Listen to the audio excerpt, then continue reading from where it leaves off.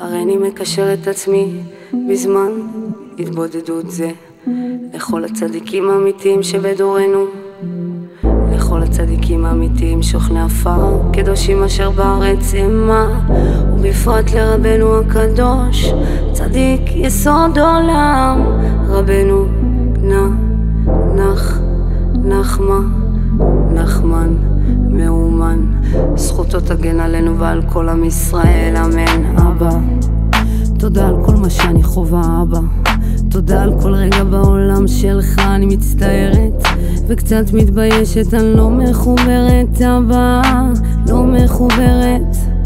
אני פועלת בלחץ לא אסתטי בכלל, אני סתם מתלכלכת מדאגות, מדפוסים ישנים. הכל טוב שתדע, אני יודעת שהכל טוב, אבל הכל היה לחוץ ומוזר כזה. אני מבקשת שתעזור לי להשתחרר, להידבק בך. זה מוזר כי ביומיים האחרונים אני מרגישה עמוסה, אבא, אני עמוסה, אפילו דיבורי תורה קשה לי לשמוע על מה צריך לעשות ומה לא, מה עתיד להיות, מה לא. אני יודעת שקורה משהו ממש טוב בדרך, בטוח.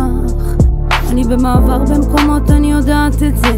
אמרת לי לכי מארצך, וצריך לצאת מהעבר כי אין בו שום תועלת. אני מנסה אבא, אני מנסה לרצות את מה שצריך לרצות, אבל מסובך לי. אני יודעת שאת עולם של פשוט, אתה מבין מה אני אומרת פה בעצם.